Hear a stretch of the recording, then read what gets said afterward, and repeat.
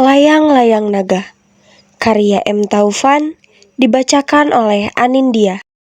Nung mendapati ayahnya sedang menyusun keping-keping kolase. Pikirannya mengembara bagaimana dapat membuatnya menjadi sebuah cerita utuh. Ayahnya sekarang lebih banyak membisu, tak lagi menjawab pertanyaan remeh-temeh Nung, termasuk tentang layang-layang naga yang selalu terbang menjelang senja. Nung masih berharap ayahnya membuatkannya sebuah layang-layang. Namun ayahnya bukan pembuat layang-layang, melainkan seorang pengarang yang kehilangan nalarnya. Meski ayahnya selalu ada, Nung merasa ia semakin hilang. Nung menganggap ayahnya benar-benar tak menginginkannya. Sudah beratus-ratus kali pertanyaan tentang layang-layang naga itu tak pernah terjawab. Siapa pemiliknya? Di mana layang-layang itu diterbangkan? Dan sejuta mimpi, bagaimana ayahnya dapat membuatkannya? Mungkin itu layang-layang naga yang terbang dari kelenteng Chinsu, Nung, kata ayahnya dulu, sebelum benar-benar menjadi laki-laki dewasa yang autis. Ibunya kini geram, dan terus memaksanya belajar mengeja huruf.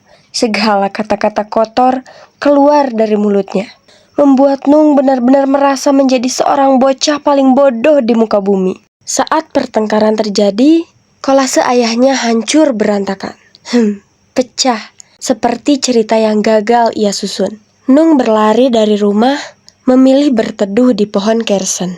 Di sana Bong Ham menemukannya. Bong Ham adalah ayah dari sahabatnya Nung, yaitu Pras yang kini terbaring di rumah sakit. Merasakan kesepian yang sama, Bong Ham mendekati Nung, membawa kabar tentang pemilik layang-layang naga. Om tahu siapa pemilik layang-layang naga itu, Nung? Teriak Bong Ham. Dan kau bisa memilikinya, Nung. Beneran, Om? Tanya Nung, mengerutkan dahinya. Dengan penuh semangat, Nung mengikuti Bong Ham menaiki angkutan umum menuju tempat di mana layang-layang naga itu diterbangkan. Namun, semakin mereka mendekat, layang-layang itu semakin menjauh. Bong Ham berkata, mereka akan mengajak Pras sebelum mengetahui cara memilikinya. Hari beranjak malam saat mereka tiba di sebuah gedung besar yang mirip rumah sakit. Seorang perempuan muncul dan membawa Nung pergi, memberinya kembang gula dan mainan. Nung tergiur, mengira akan bertemu Pras. Namun, lorong-lorong gedung itu terasa aneh, mirip tempat pemotongan daging. Kepalanya pening saat memasuki ruang operasi. Dan dua lelaki menyuruhnya untuk berbaring. Setelah itu, Nung hanya merasakan tidur yang agung. Di rumah sakit Prasiuman, memeluk orang tuanya. Ia bercerita tentang mimpinya. Nung menerbangkan layang-layang naga.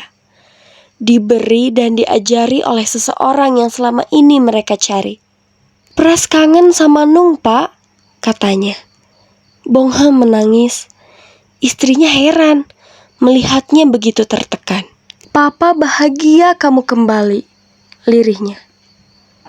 Ini apa, Pak? Tanya Pras sambil menyentuh kepalanya yang dijahit. Mirip kenur layang-layang naga dalam mimpi Pras. Bong Ham terjatuh dalam kesedihan.